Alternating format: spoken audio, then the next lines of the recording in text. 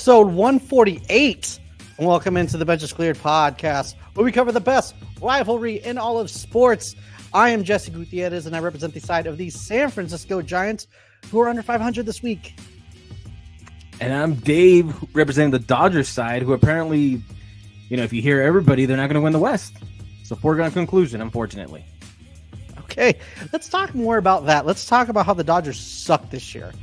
Can we confirm? No, it's done. It's over.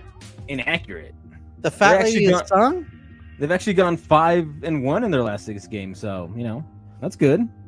Just not as good as the Diamondbacks or the Padres. It's just, when you get to play the Pirates 6 out of your 9, the Pirates and the Marlins, you better make sure you win all those games. Those are gimme games. You just faced the Pirates, though. Yeah, I know. That's what I'm saying. You got to win those games. So okay, they're doing their job and they're not losing. So it's making it pretty interesting.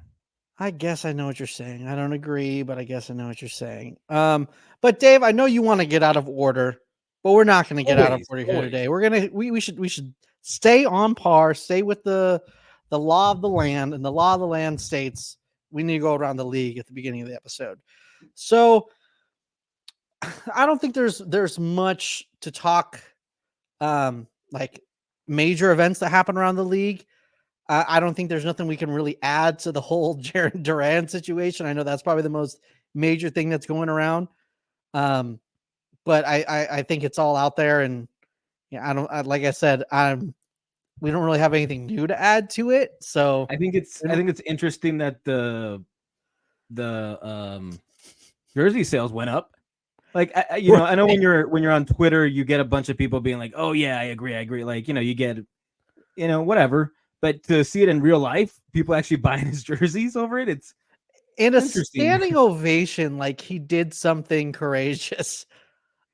Well, the same thing happened in Milwaukee with Josh Hader. Right. I remember you telling me. I was like, oh, I remember that. That was the first time we were talking, and I was like, oh, I think. And you're like, no, dude, this is what happened. And I don't know how I forgot about that or just didn't see it. But so, yeah. Cool. I guess they love him even more now. Yeah, Boston fans, I guess. Who would have thought, huh? What a shocker.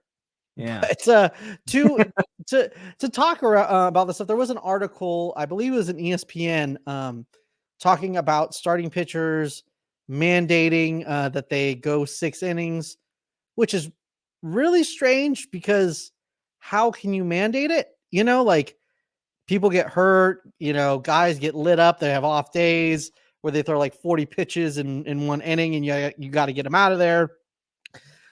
Injury concerns. I'm sure an injury is probably an exemption, but I don't know. Like, a young kid who's thrown 100 pitches in 5 innings. Like, I don't know. That part is weird. I think there were some like caveats to the rule. Like if you were at over 100, I think you get to get out of there. If you give up a certain amount of runs, also. I guess basically it means like if you're dominating, stay in the game. They like for you to stay in the game, but at the same time, it's like we call that the Blake Snell rule, right? The way the game is progressing, everybody's throwing as hard as they can. Even Tyler Glasnow was like, the risk is worth it. If the risk is like you're gonna get hurt, be out for a year, it's still the being successful is worth it. Like the risk is definitely worth. So I don't think it's going to change anytime soon. All these injuries and all, like, I don't know. What do you think? I think that's strange. The other thing that was proposed in that article, which I find kind of interesting, and in a way I kind of like, is the double hook DH. And for because you obviously don't know what it is, I got to teach you. Like, no, I don't read. Know how to be a decent person. I read the headline and I make up the whole article. So okay, tell me what it actually said.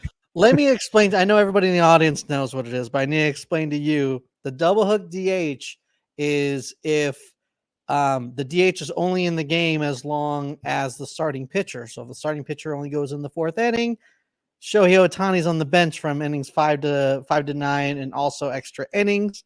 Maybe they can make it to where you know, if the starting pitcher goes 5 or 6, then they get to go the rest of the game. That would be an interesting caveat to the situation. I honestly kind of like it. I think it's a good way to get starting pitchers, make them stars again. You I, like it right now, but let's say you had Juan Soto as your DH. I don't think you'd like it very much. well, maybe you don't pay $700 million to a DH. Dave, did you ever think about that? But so then what happens when Ohtani's pitching? What do you mean? Well, He's going to hit for himself then. He would hit for himself because he would be the pitcher. Exactly. So then what like how does that work? Like he's two different players? Or is it like, you know what I'm saying? Like, so if he gets out, well, I mean, they made a special rule for him that he could stay in as DH even after he stopped pitching. That was the Shohei Ohtani rule still is still around. Yeah. I just think so. Like, well, obviously I'd be more biased. Obviously we have the greatest DH in the game right now. So if an injury happens or, the guy just blows and he's out after 2 innings, 3 innings, MLB as a whole is like, okay, so now our biggest get is out of the game because of a silly rule. I don't understand it. Right. If you don't want a DH, then just go back to the old ways. Bring back the pitchers to hit. Like, I don't get it. It's just silly rules when you don't need these silly rules. I mean, they could be cool rules. I mean, well, I mean, like, I think the pitch clock was universally hated when it was proposed, and now when it's in, it's universally loved. But I understand how it can be. You think it's universally loved? Yeah, I mean, when if people try to draw a connection to that with like pitching injuries, then I guess it's not loved. But as far as speeding up the game, I think everybody loves it. I mean, yeah, there's always outliers, but I think it's pretty universally loved. On like maybe like I would say 80% of people, 90% of people. I don't know how much time was being lost the other way. I'm not sure. I don't have the math. But I think it was like about a half hour to 45 minutes. It's a lot. I mean, I don't hate it. I do think there's got to be something done about these injuries, whether it is the pitch clock or the max effort that's going on. But it's not the same. I mean, I still hate the ghost runner. I think that's still hated by everybody. I think so too, especially because the Giants just lost 2 in a row because the ghost runner and they can't score the ghost runner. So, and then they take that rule off in the playoffs, which is like, so I mean, I don't know. That it just seems silly to me to have it for the regular season. Then, I get why, because the idea is you play 162 games. You can't. They want to get away from 15 inning games, and I get it. But I mean, I think the middle ground would be obviously play regular baseball for 10, 11, maybe even 12 innings and 13 innings. Have it go that way. But at the same time, you're already here. Like, we already did it. Let's just. And another thing too, I thought double headers went to 7 innings. And when the Giants had a scheduled doubleheader against the Rockies, they were ahead in the 7th. I was like, oh, okay, well, the game's over. And then they kept playing after 8. And I was like, okay, and they still won. But, that was just for that one season, right? Yeah, I thought, I don't know why. Maybe the Giants just haven't played a doubleheader in a while, but I could have swore they kept it. I thought it was going to be around 2, but yeah. Apparently I'm dumb. We're way behind other times. Right. But so, as far as the double hook DH, do you have like an alternative, another way that we can get starting pitching sexy and cool again and starters for 6 innings without like giving, I don't know. What other way can you try to promote that without doing something weird like, giving up extra outs or giving runs for, I don't know. I can't think of another way to try to promote, guys going deeper into games or teams letting guys go deeper into games. I just don't think you have many of those guys anymore. I think you do. I think a lot of times these teams overthink their 5th inning and a guy can go one more inning or can finish the inning that they're in. And just the other day, I forgot what team it was and what guy it was, but they took him out after 4 innings and with 2 outs, and he was so pissed because he wasn't able to get that third out to be in line for the win. So, I mean, I don't sure, know. there's some outliers. I don't think Gabe Kapler like used to do that all the time too. I felt bad. like the Rays probably do that. You guys, because you guys have a different way of starting pitching. You guys have like openers most of the time, so it's a little different. We used to. But Now we have the best rotation in baseball. You haven't heard? Come on. oh yeah. You guys, at the beginning of the year, Forgot about sure. that. You But forgot I about that. mean, I don't think like every rotation is built to go that many innings. So I think even that's if you what they're do, trying to get to, though. I think you're gonna get there will be incentive for them to keep pitching, but they're just gonna keep going max effort and they're gonna get hurt. There's no stick. I mean, the no sticky thing also hurts, So like you're taking stuff away and then still asking them go deeper into games. Like Right. Something's gonna break. You're bending it too much to the point it's gonna break. I mean, we've already seen the laundry list of pitchers that are injured this year. Half of them from the Dodgers. About 30 pitchers from the Dodgers, I think. But I think maybe just because the Dodgers are probably just bad people and they just don't care about their pitchers and they just let them get hurt. That's what I think. I think the fact that they go after pitchers that have been hurt or are coming back from injury a lot of the time, right? They have the depth to be able to let's see if this works out. Sometimes it works out, like with Walker Buehler. He came off his Tommy John. It worked out. When he did well until he got hurt again. So that's most a lot of the pitchers that they get, they're usually there's risk. There's a lot of reward, but there's also risk. So yeah. I just don't know if there's a perfect solution, man. And I don't know if asking them to go deeper is gonna result in good things. All good things. Yeah, I get what you're saying. I feel like I'm right, and we should just go with whatever I say. So if we had a rotation full of Logan Webbs that can have an elastic arm, yeah, I'm all for it. Get me going. Get me effing going. Let's talk about. We got guys that go 4 innings max effort, and we're good. Tyler Glasnow, 4 innings max effort. Forget about that because we're in this for the long haul, baby. We're gonna get through this week, and we're gonna be sad together. Let's talk some Giants baseball. The Giants make me feel better, man. Make me feel a little bit better. Come on. The Giants played the Tigers at the beginning of the week, and they took 2 out of 3. You can't be upset about winning a series, but I felt like you needed to take it. I mean, especially with the Padres and the Diamondbacks just playing out of their minds, and the Braves are on the ropes right now. I don't know. You just needed a sweep there, and you didn't get it, and it's like, all right, it's really hard to take 3 out of 4 from a team. So you at least have to split if you can't take 3 out of 4. And the Braves took 3 out of 4 from you. So I don't know. I mean, there's some good highlights and good things that you saw from this week. I mean, Grant McCray was called up and his defense is great. You want to see young athletic guys at Oracle that can play some good outfield defense.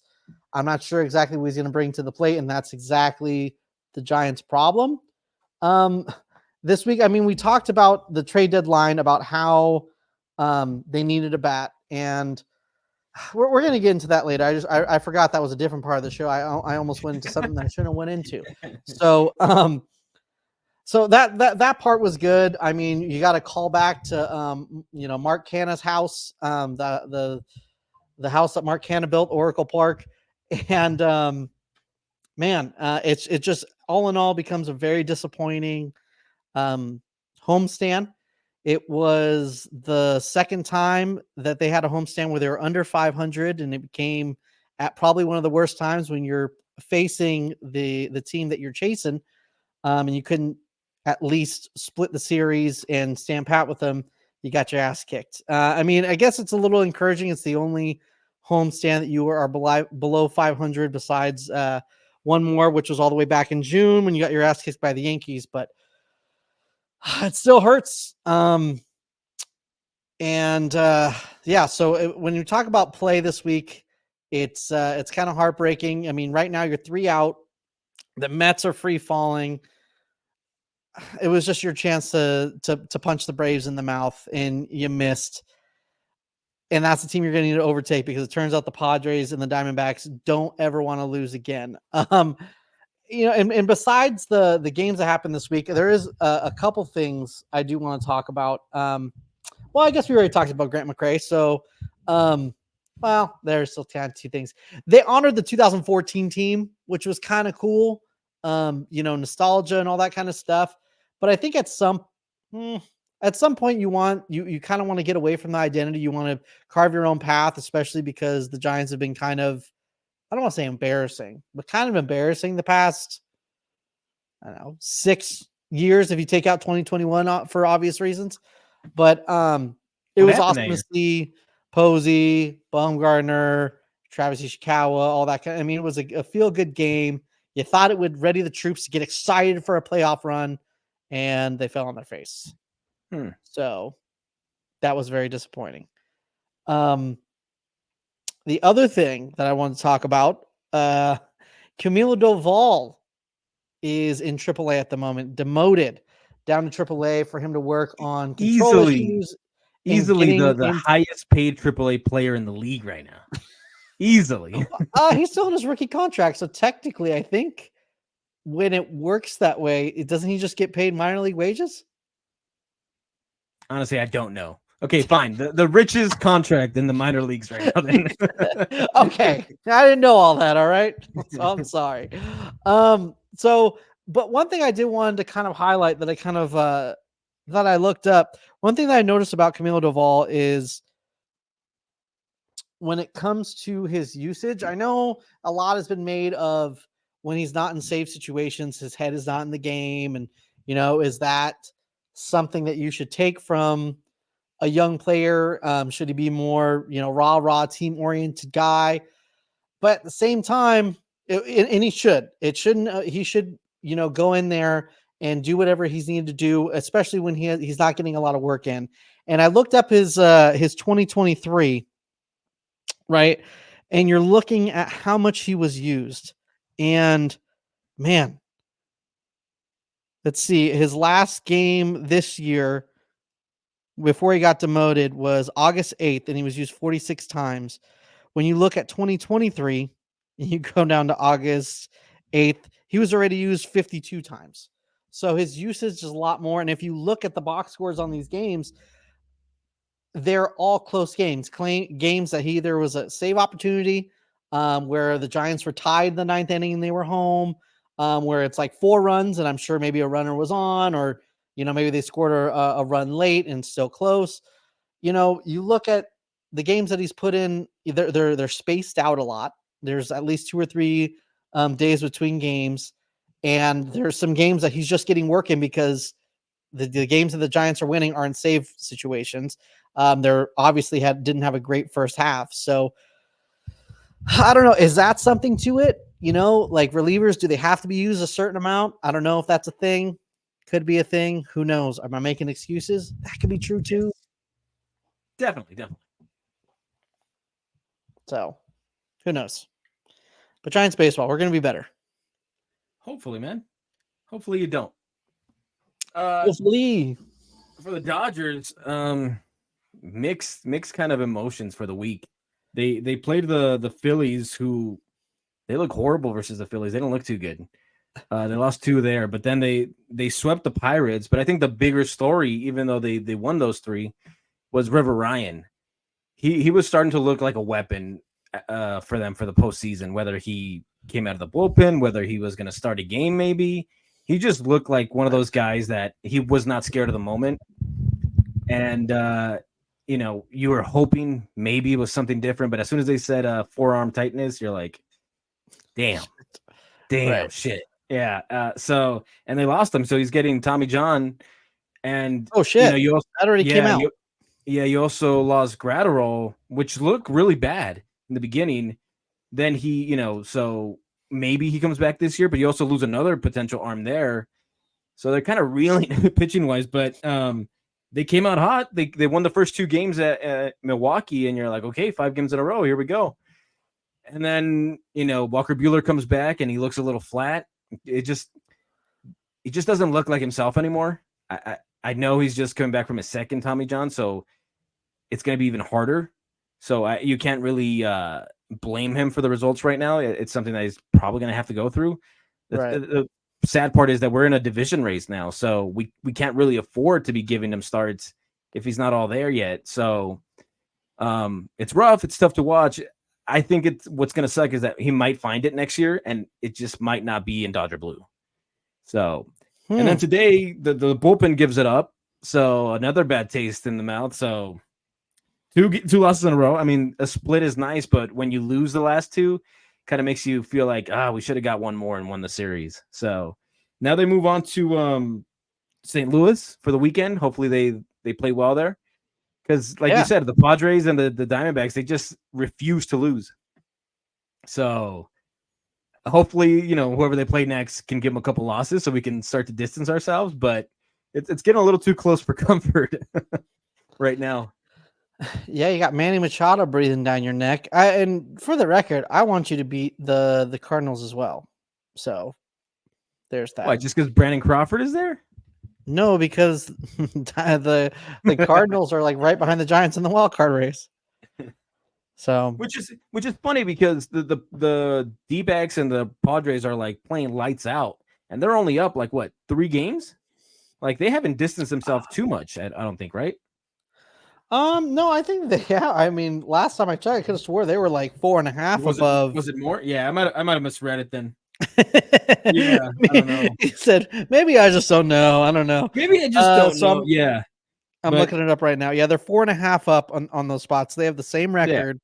Yeah. The Braves are in that last spot right now. The Mets are 2 games out, and the Giants are 3.5 games out. So that's where we're at right now. But the Braves are leaking oil, man. Like, I know you guys didn't take advantage of it, but they just do not look like the same team. They look the vulnerable. Worst part is those 2 games the first 2 games that they lost. I mean, obviously game 3, we got the absolute snot beat out of us. Those first 2 games were very winnable, especially game 1. They had first and third, nobody out.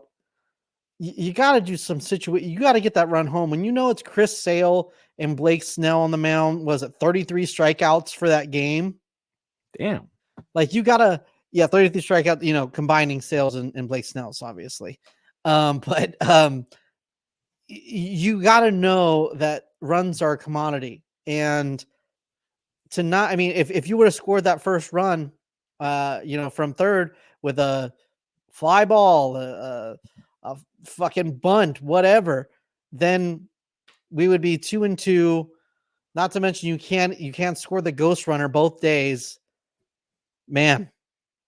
And you score the ghost. I mean, technically, I would just tie the game, and who knows what would happen. But damn, game 1 was completely winnable. Game 2 was winnable, and then game 3 you get carved up by some fucking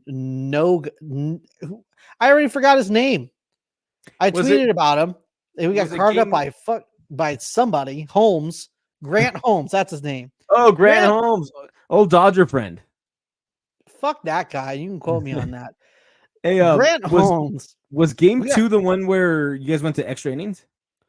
We won extra innings in game 1 and game 2. So we lost 1-0 in the 10th, and we lost 3-4 in the 10th on game 2. So that was a Charlie Morton game. We got carved up by old Charlie Morton too. Well, I mean, technically they scored 3 off him, but still, fuck him. All right, whatever, cool. Dude. So we're both a little depressed today. Awesome. That's where we're at. Man, well, you want to get undepressed, Dave? Is that possible? I think it is. I think it's time for everyone's favorite segment. Let's do it. Hit it. It's that time again. It's the start of the done of the week. The start of the done of the week. It's good times over here. All right. It is. That song is probably number 1 in the charts, at least in some country. Maybe it's a country we haven't heard of yet, but studs and duds. Let's talk about studs because we talked about we were sad. Let's get happy and then go back to our dreams crashing down. Logan Webb is the mother effing man. I mean, he's just pitching out of his mind right now. I think he's one of those pitchers where, at the beginning of the year, he kind of starts off a little slow, and then he just, obviously there's bumps, there's little hiccups here and there, but when it becomes this time of year, he just buckles down and just dominates. And he did in both games he pitched this week. He went, should I combine him too, or should I go over both stat lines? I'm going to go over both stat lines because I can, right? So when he pitched against the Tigers, 7 innings pitched, 1 earned run and 8 Ks. And then when he pitched against the Braves today, he went 7 2/3, no earned runs and 7 Ks. Only gave 2 walks over both games he pitched in. I mean, this guy is So he pitched ace of against aces. he pitched against 2 underperforming teams, and you're bragging about it. All right, okay. Oh, okay. 100%. I mean, the Braves, you could say whatever you want about the Braves. There's dudes in that lineup, and they just got Michael Harris Jr. back. So I saw that. I saw the grand slam first game whatever, back. dude. See, I knew you were going to say some shit. I knew you were going to ruin it and say shit. But he didn't get off Logan Webb, and that's what we're talking about right now, okay? So, I mean, I don't care who you are. I don't care what's going on. Matt Olson, Austin Riley, Michael Harris. That team is, Jorge Soler, forever Giant. I mean, that team is good. I mean, Travis d'Arnaud, I don't know why, just destroys us. I probably should look up some stats and see what his stat line is against the Giants. But that dude always just crushes us. I feel like that guy is probably the best second catcher in baseball. I think the Giants need to go after him. I don't know. I'm guessing he's a free agent next year. I could be completely right. I think he did a 4-year deal. It had to at least be 3 years ago, right? He's I think so. He's another great Dodger who had a long tenure with the Dodgers. Mm-hmm. I think He's probably gonna get a statue out there for him. He had one at bat. One at bat before he was DFA'd. Which is crazy because yeah. Gosh, his value has to be at least a roster spot, which is, obviously he's the best second catcher in baseball, in my opinion. And I feel like Patrick Bailey is just breaking down at the second half of the season, like he's done his last couple of years. And I just feel like they need their backup catcher needs to be someone who can hold their own. And Kirk Casale is great behind the plate, but gosh, dude, the guy can't hit worth a lick. And if you had Travis d'Arnaud back there, I was talking about that earlier this week with someone. It's like there's not a lot of the list is not long of like great catchers in the league, and so when you get even the ones that are good are slumping a lot. I know Contreras has had a great year, but when you can get a good backup to keep those guys fresh, because they play the most demanding position in the game. So if you can get a good backup, I mean it. And for the Braves, it's worked out great because what's the guy's name? The one that created it? He's actually been on a downfall since they got him. So where would they be without d'Arnaud? So yeah, something to say about some backups. Yeah, the Giants actually had. I don't know if you know this, but Joey Bart's been on a freaking tear this past couple weeks. Oh yeah, you do know. Oh, I do know. You do know Joey Bart, forever Giant. It's just like why not have him? You shouldn't have let him go for nothing. I don't understand that move, man. I don't understand it either. You let Joey Bart go for Tom Murphy. Like, I just don't understand it, dude. This isn't like I understand Tom Murphy is generally a decent hitting catcher, but he's not very good defensively. And he's like over 35. It's like, I don't understand it. I don't get it. It sucks. And I wish Joey Bart was still the backup catcher. So, well, since you're miserable once again, let me give you my stud of the week. I'm going to give it to a guy that deserves his roses. I think it's hopefully this guy's here to stay now. And Ahmed Rosario. Come on now.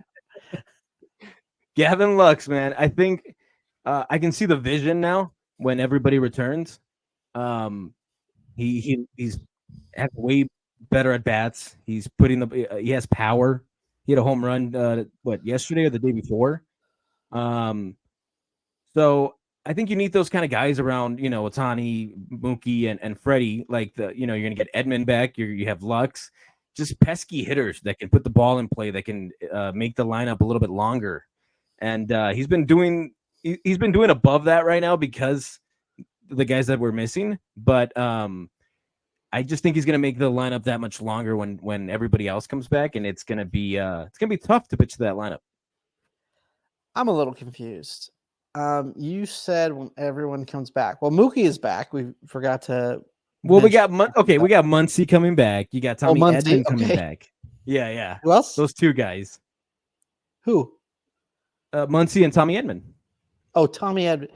Yeah. Guy has never even played for you beforehand. But we traded for him, so we finally get him back from the IL.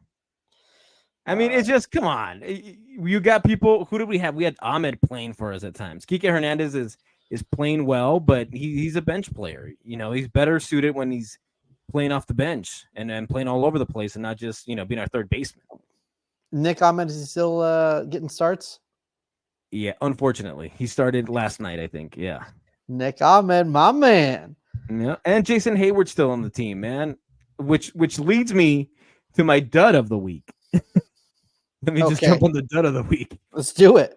I think Jason Hayward is just taking up a roster spot. I know he's Freddie's best friend, but when you trade for Kevin Kiermaier and Kiermaier is showing his how great defensively is, that gap between him and anybody else in the outfield for us right now is huge defensively. He's great. So I don't know why you need two of those guys. Hayward plays good defense, but not as well as Kiermaier. So I don't know why you would choose him over Pages. I'm sorry. Okay. Let's turn the page on Jason Hayward and okay. Maybe he gets tummy ache, or maybe something happens and he has to go on the IL for a while. But right, I think they got to keep the Pages' bat around, and I think when you have Kiermaier, it makes total sense to say goodbye. That's my dud of the week. Dud of the week. We're looking dead of the week, and I can't give it to one person because I'll be honest with you. I looked at some stats this week, and some of these stats are looking better than I thought. And if you're watching these games, you understand why the dud of the week is the entire Giants offense, who can't hit with runners in scoring position. Baby. Group project. Not hit with runners in scoring position, who cannot just get the bat on the ball with runners in scoring position to get the runner in from third. I forgot to look up what the average was with runners in scoring position this week, so forgive me. But anyone who watched this week knows it's bad. They even got one hit today with a runner in scoring position. Well, technically they got two. At the very end, they scored another run when Julio Ramos was on second. But when they were up 2-0, they got a hit with runners in scoring position, but didn't even score the run.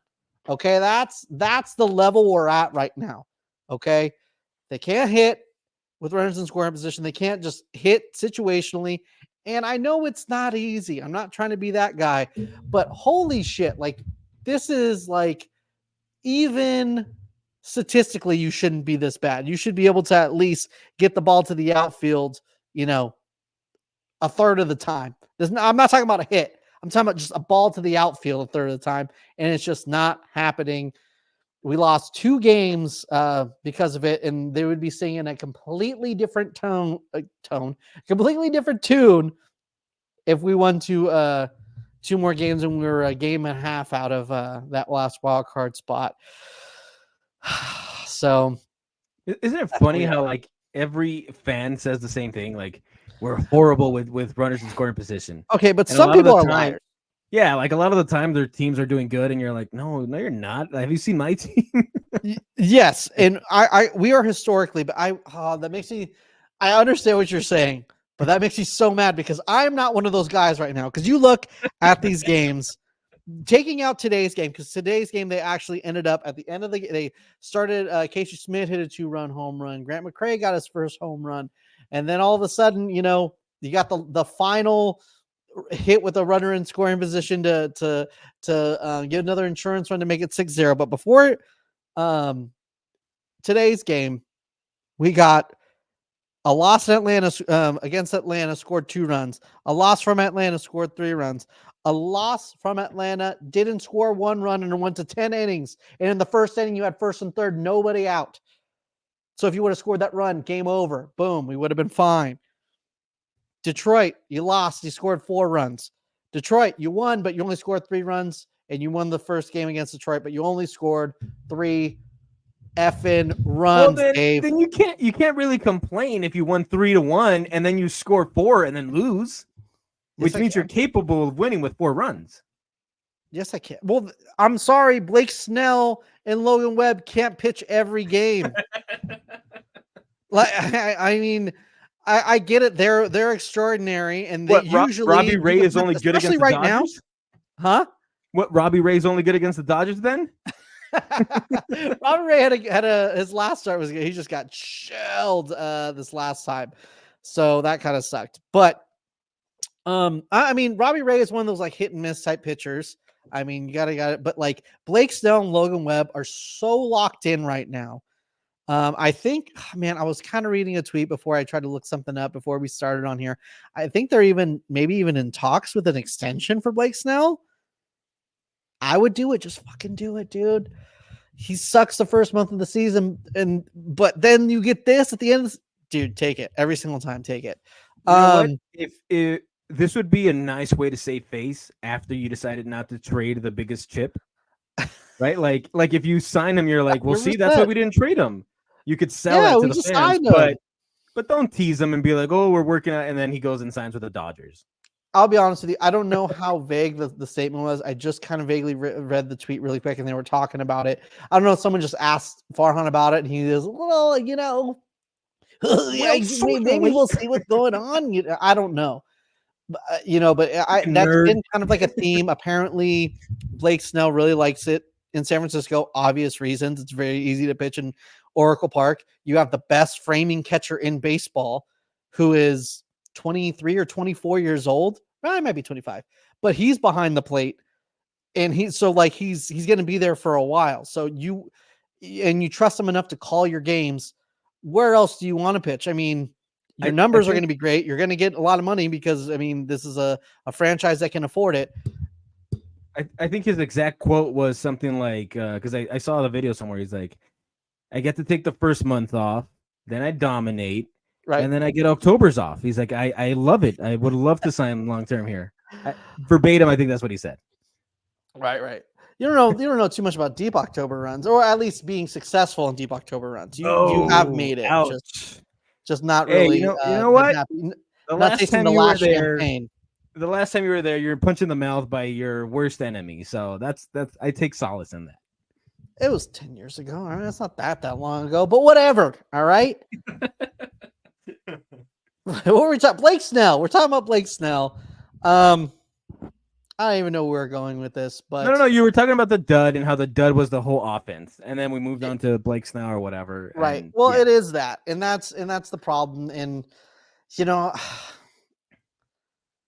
I just don't know how much better they're going to get. I mean, Tyler Fitzgerald's still playing well. Heliot Ramos looks like he's off and on. I mean, I don't think he's going to be an every year like all-star type guy. It's kind of how he's looking is just a very good player. There's a lot better things on the rise. I think this is more off-season talk when we talk about the future of this team. But this year, I mean, and the whole Luciano situation, telling him he's going to get these DH at bats and then giving him 21 at bats and then just sitting him for a while and then send him. I get why you send him to AAA, because right now, Encarnacion is the hot bat to win games. What's that? I was just singing the Encarnacion song. Encarnacion. Oh gosh. He's a hot bat. I understand what's going on, but it's like, well, what if the idea was to get Luciano at bats? Shouldn't you give him a little more leash than that? I don't know. And then you sit him for a long time. Like, I'm glad they sent him to AAA. It's better that he's not sitting on the bench in the major leagues. But Hey, that's a weird situation. my prediction of 3 teams from the West making it to the playoffs is looking pretty solid right now, huh? I think you can kind of stamp it. I think maybe even maybe next pod we should just go over our predictions for next year. I mean for the beginning of the year and see how they're looking. You know, there's Yeah. still a little time to change it if we're a little close, but we should maybe There's one that it's going to sound super ridiculous, but we'll get to it when we get to it. right. I'm not going to bring it up now, just tease it, but it sounds really ridiculous from my part. You mean my Tigers making the playoffs prediction? Is that the one you're talking about? No. I said the Yankees would miss the playoffs. You remember that? Oh, yeah. But I think was that might have rough. been even before Juan Soto came over. Was that? No, Oh, he was McCray. there. It was when Cole got hurt. Oh, yeah. Then yeah, you're dumb. Yeah. So Hey, but let me ask you something, man. let me hit you with some because- knowledge. What's up? Let me hit you with some knowledge. Obviously, you have no you're not an expert in this knowledge what I'm about to ask, because you're like the probably am. epitome of health. You're the perfect male body. That's I'm true. not. I'm a little beast or whatever it is. Why is there no fat guys superstars in the game anymore? That's a good question. No fat superstar. Is there no fat superstars? I'm trying to think. You used to have David Ortiz. You used to have Prince Fielder. Broxton, the closer for the Dodgers, was a huge dude. Right. I remember when Matt Stairs was playing. That was a big dude as well. You had a bunch of players like a Panda for your guys, Pablo Sandoval. I do know. Now- Yeah, I'm familiar. Yes. Now they're like, they play first base and they play some of the time. Now they're like, the only big dude I can think of is Alejandro Kirk from the Blue Jays. Right. Or Rowdy Tellez is a big dude, but those aren't stars. These are like No. a guy who's like either has most of the time it's a big dude. He just has pop, and they're hoping they run into one. Vogelbach. I don't know if he's on a team. He might. I know he was DFA'd by the team he was on this year. I don't know if anybody ended up picking him up. That is a good point. I'm trying to think of who the big dudes are. Is there any big dudes on the Was Juan Giants? Uribe pretty big too? He was a little big, right? Uribe? Yes. Yes. Yeah, he was a big dude too, right? I think the biggest dude on the team right now, and he's just maybe a little thick, is Kirk Casale. Yeah, I don't even know if the Dodgers have. No, wait, they might. Who do they have? I don't know. I don't know if they have a big boy. Yeah, I don't know. That is a good point. I mean, this is supposed to be the age of body positivity, right? We're supposed to be love our bodies, right? And then you got these kids just coming in just ripped for no reason. Right? Like you have my kids looking up to these guys and be like, "Oh, cool, I want to be like that." Who do I look up to? Huh? Yeah. Where's the dad bods? Where's the guys that are like, "Hey, if he can do it, I can. Yeah, Give me I'm hope. literally looking at the Giants roster right now, just kind of thumbing through it to see who's the biggest, if there's any big dudes. We got nobody. I mean, it's all fun and jokes when they talk about Muncy, but Muncy's not even that big of a dude. Like he's probably that's probably that. You know what's funny is he would be he's not as big as Pablo Sandoval, and he's the fattest dude in the league right now. It's Max Muncy, like the fattest star-ish type guy is probably Max Muncy. Yeah, probably. Like if you're I would agree with that one. I don't think there's anybody. That's crazy. We Bring need more big fat dudes guys. back into baseball. That should be our tagline. That's bring gonna be our back the first shirt. pudgy. That's what that's gonna be the first shirt. Bring fat dudes back into ball. Make baseball fat again. Make baseball fat again, baby. Elect us 2024. Exactly. Us for Man, that's a commissioner. good point. Maybe just we're just gonna have to make our sons try to become professional baseball players and just make sure they are fat. We need to be the change. We need to be the change of this generation. It needs to start somewhere. Exactly. Why are you But that'll giving just him so take a many couple years. cupcakes? See, He's training. He's training. he's training. It's bulking season. Okay. Yeah, it's So, looking on to next week. yes. The Giants are playing the A's for 2 and the White Sox for 3. Man. You can't. Don't overlook those A's, man. Huh? Don't overlook those A's. They. I'm not. No, but you can't get swept by the A's. It's a 2-gamer, so you can't get swept by the A's. You got to go 4-1 this week. You just have to. I mean, I would love a 5-0 because you could take the last Bay Bridge series. If you sweep this little 2-gamer, you got. I think it's Hayden Birdsong. I think is lined up for tomorrow, and then Snell versus Sears, who freaking carved us up last time. Don't get me started, Dave. Don't get me pissed off. You're pissing me off right now. Okay, Birdsong. We'll see. I think I have a little bit more faith in him, even though he had a really rough outing last time than Harrison at the moment. But gosh, you got to do it, man. You got to go 4-1. It's really important. So that's where we're at. That's all I got, I guess. Well, we're playing. We got the Cardinals first, and then we got the Mariners back home. I think you got to take care of business on the road with the Cardinals. They're not a good team, and as constructed right now, you're definitely the better team. Like no matter what, the Dodgers are the better team. So you got to take advantage of it. You got to, and then when you come home, you got to take advantage of the momentum you're going to have because you're getting back players. So there's going to be positivity. You're going to be feeling good. You have Muncy back. You have Edman back. Finally, debuting as a Dodger. Have that carry you and play well versus the Mariners, who are reeling a little bit too. And before they to the weekend with the Rays, but we'll talk about that one when we get to the next episode. But I think they can go 4-2. I mean, win each series at least. Find a way to win each series, and we'll be good. One thing that I think I need to mention, talking about looking ahead, you really need to take care of business because the next couple weeks it's pretty rough. You got Seattle, Milwaukee, Marlins, but then Arizona, Padres, Milwaukee, Padres, Baltimore, Kansas City, Arizona, and then St. Louis to end the season. So the only thing that gives me comfort too is because you're right. We also have like the Rays, we have the Orioles, and then the D-backs. You get a break because you play the Angels, but then you're back to the Guardians, before you get a little bit of a break. But this team kind of plays a little bit better when the competition is better. And so maybe they'll get up for those games. That's what I'm hoping. But hopefully, let's just start off with this weekend with a winning record for now. Okay. Yeah. That makes sense. And I like it. I don't know, man. I mean, I could just go back.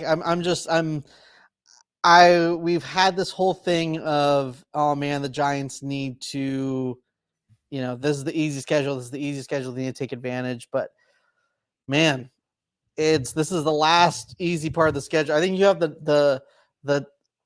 the next non-playoff team you have the Marlins, but after that, the rest of the season, the last non-playoff good team you got is the Cardinals that's the last series of the season. So, man, we could talk about this all day, but we're going to be here talking about it with you, and we'll be sad when in 2 weeks the Giants are 5 games under 500, and we just got to hear about the Dodgers. No, fuck that. All right, we're gonna make it through. All right, the Braves suck now, and we're gonna make it. So that's where we're at. This is basically like when you're in front of a mirror and you're convincing yourself that it's all going to be okay and it's fine. And you're not even looking at me. You're just looking at your screen and telling yourself, we're going to pull through. You're like, I don't know how it's going to happen, but we're going to make it. And I'm just here along for the ride, man. You believe in yourself. Hopefully you guys do, just for your sanity, but it's not happening, man. Well, on that note, I think it's time to wrap up. Thank you so much for listening. Make sure to subscribe to us on your favorite podcasting platform as well as YouTube. Make sure to follow us on your socials. Instagram Benches Cleared Podcast, Twitter Benches Cleared P, and TikTok Benches Cleared. Dave, and where we at? Follow us on our new page, our OnlyFans. Okay. It's for only Dodger fans, only Giants fans. Can you imagine if we did that? That'd be pretty funny. Anyways, no, I don't have anything else to add. Just thank you for listening, and don't go looking up that channel. It does not exist. Our only pants. There we go. We'll see you next week. Thank you.